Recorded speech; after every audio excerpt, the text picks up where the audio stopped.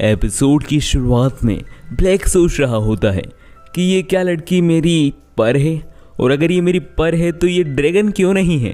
और ये सारी बातें ही ब्लैक सोच रहा होता है कि इसी बीच वो लड़की अपनी आंखें खोलने लगती है। और जैसे ही वो लड़की अपनी आंखें खोलती है और वो रियलाइज़ करती है कि ये लड़का उसके बहुत करीब है और साथ ही में उसने कोई कपड़े भी नहीं पहन रखे हैं, वो सीधा ब्लैक को एक थप्पड़ जड़ देती है, जिसकी वजह से ब्लैक काफ़ी दूर जाकर नदी में गिर जाता है। उस लड़की से एक थप्पड़ खाने के बाद ब्लैक रियलाइज़ करता है कि यह लड़की बहुत ज़्यादा स्ट्रॉन्ग है।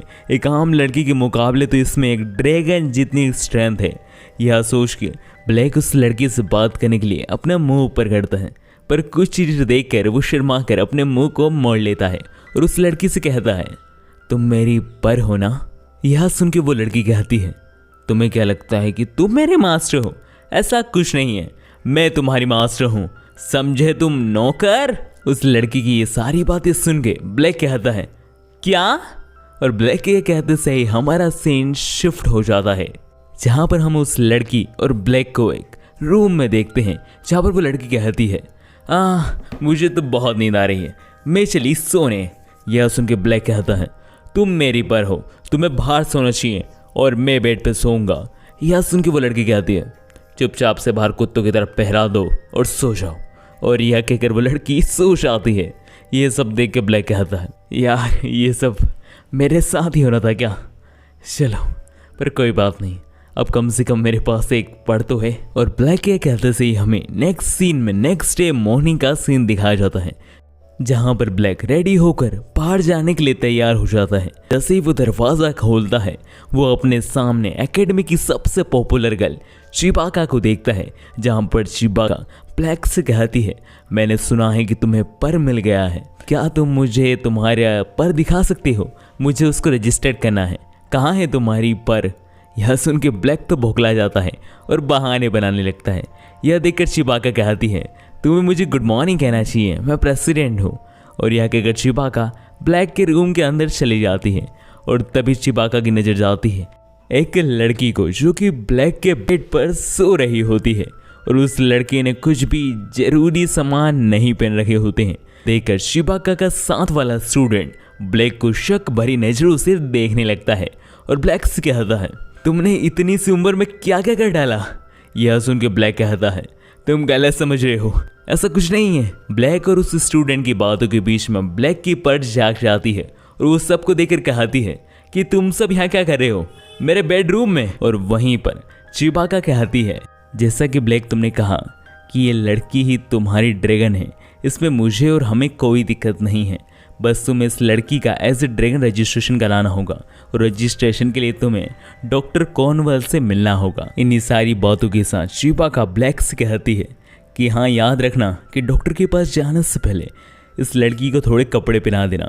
अगर तुम्हारे पास कपड़े ना हो फीमेल के, तो ये रहे मेरे कपड़े, इन्हें पहना के ले जाना, वरना इस हालत में से टाउन में मत घुमाने लग जाना। ब्लैक कपड़ों के लिए चिबाका का शुक्र अदा करता है। और इसी के साथ हम अगले सीन में पहली बार उस लड़की को पूरे कपड़ों में देखते हैं, और वहीं पर वो लड़की कह रही होती है कि इंसानों के कपड़े भी काफ़ी सही हैं, पर मैं वैसे ही ठीक थी। और ये सब कहते हुए ही उस लड़की के पेट में गुड़गुड़ होने लगती है, इसका मतलब उसे भूख लग रही है।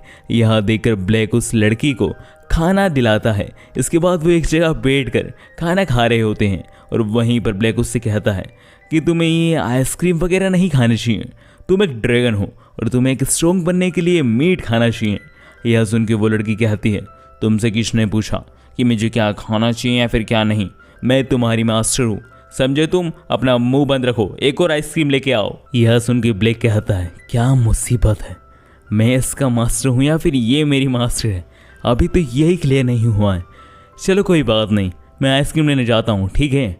और ब्लैक आइसक्रीम लेने जाने ही वाला होता है कि इसी बीच उस लड़की को चक्कर आ जाते हैं और वो ब्लैक के ऊपर गिर जाती है।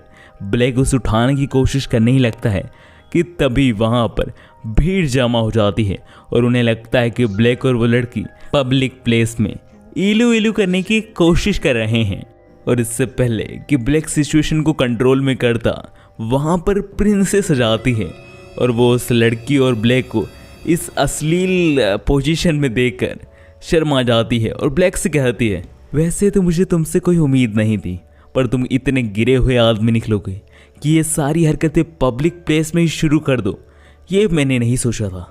प्रिंसेस ब्लैक को यह सब सुनाई रही होती है कि इसी बीच एक बहुत तेज हवा का झोंका आ जाता है, जिसकी वजह से ब्लैक जो चीज़ नहीं देखनी थी वो भी देख लेता है, और ये सारी चीज़ें देखते हुए प्रिंसेस भी उसे देख लेती है और उसे बहुत ही जोरदार घूसा झड़ देती है। और इसी के साथ हमें कुछ समय आगे का सीन दिखाया जाता है, जहाँ पर हम देखते हैं कि मिस प्रिंसेस की पर्सनल डॉक्टर ब्लैक की फीमेल ड्रैगन का ट्रीटमेंट कर देती है। ट्रीटमेंट होने के बाद जाने से पहले प्रिंसेस ब्लैक से माफ़ी मांगती है कि उसे उसके माँ बाप और उसके पर के बारे में नहीं बोलना चाहिए था, और यह कहकर प्रिंसेस मुंह फुलाकर चली जाती है। प्रिंसेस को जाता हो देखकर प्रिंसेस की डॉक्टर जल्दी से ब्लैक को बताती है कि प्रिंसेस दिल की बुरी नहीं है, असल में बस वो एक प्रिंसेस है, इसलिए उनको थोड़ा घमंड है, बट वो दिल की अच्छी हैं।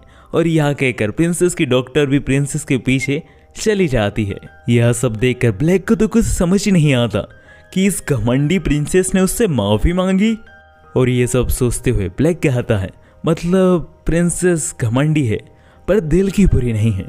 और ये सारे सब ब्लैक के वो लड़की भी सुन लेती है और वो ब्लैक का गाल खींचते हुए कहती है, मेरे अलावा यानी तुम्हारी मास्टर के अलावा तुम्हारे दिल में किसी लड़की के लिए फीलिंग नहीं होनी चाहिए। तुम मास्टर के नौकर हो तो तुम्हें मास्टर के बारे में ही सोचना चाहिए। अगर तुमने किसी और लड़की के बारे में सोचा भी तो मैं तुम्हारे गाल नोच लूंगी और छोटे छोटे टुकड़े करके तुम्हें ही खिला दूंगी ब्रेकफास्ट में। और इन्हीं सब के बीच में ब्लैक ध्यान देता है कि कोई उनकी जासूसी कर रहा है, पर वो ज़्यादा नोटिस नहीं करता और उसे इग्नोर कर देता है। और इसी के साथ हम अगले सीन में ब्लैक और उस लड़की को देखते हैं, जहाँ पर अभी भी वो लड़की खाना ही खा रही होती है।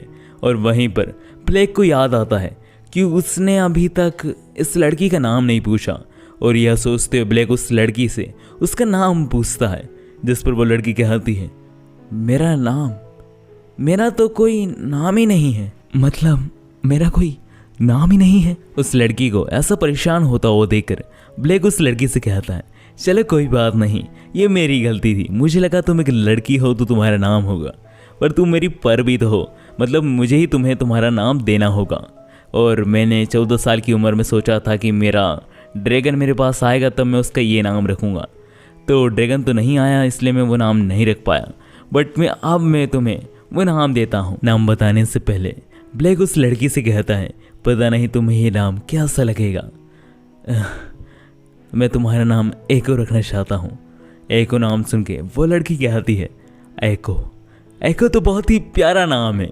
यह सुनकर कि उस लड़की को यह नाम पसंद आया, ब्लैक उस लड़की से कहता है कि क्या तुम्हें पता है कि मैंने ये नाम कहाँ से रखा है?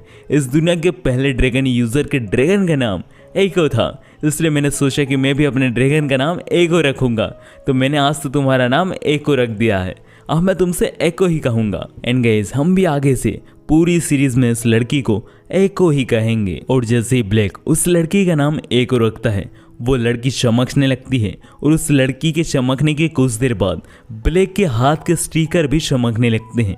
यह देखकर ब्लैक तो शुरुआत में घबरा जाता है, पर एको कहती है कि यह हमारा बॉन्ड है, इससे घबराओ मत। बॉन्डिंग की प्रोसेस खत्म होने के बाद हम नेक्स्ट सीन में देखते हैं एको को वॉशरूम के अंदर देखते हैं, क्योंकि एको ने बहुत सारी आइसक्रीम खाई थी, जिस वजह से उसका पेट खराब हो चुका था, और अब वो ठीक है।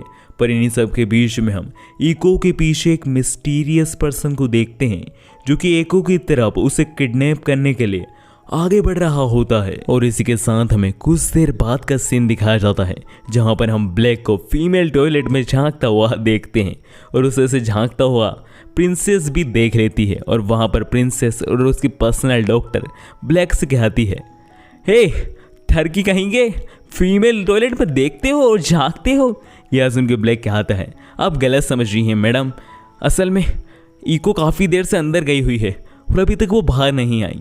ईको का नाम सुन के प्रिंसेस कहती है, ईको कौन? अच्छा वो लड़की जो तुम्हारे साथ। और यहाँ कहकर प्रिंसेस और उसकी पर्सनल डॉक्टर वॉशरूम के अंदर चली जाती है। और वॉशरूम के अंदर के सीन में हम देखते हैं कि प्रिंसेस और उनकी पर्सनल डॉक्टर को वॉशरूम के अंदर कुछ नहीं मिलता, वहाँ पर उन्हें बस एक फेफ्रेनाइट डस्ट मिलती है। इसका मतलब इको को किडनैप करने में फेब्रोनाइट का इस्तेमाल किया गया है।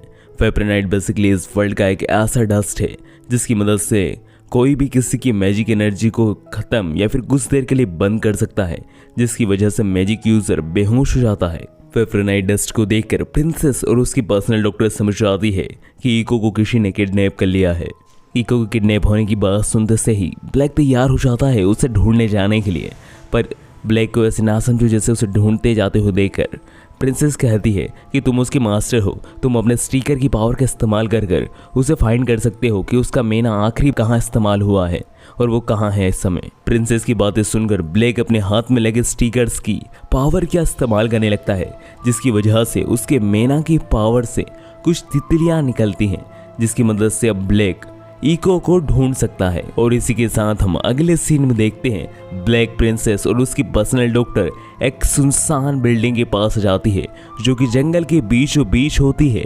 इसके बाद जैसे ही वो लोग दरवाजे के पास आते हैं, वहां पर प्रिंसेस नोटिस करती है कि आसपास में बहुत सारे फेब्रोनाइट स्टोन्स हैं, जिसकी मदद से मैजिक यूजर का मैजिक कम हो जाता है।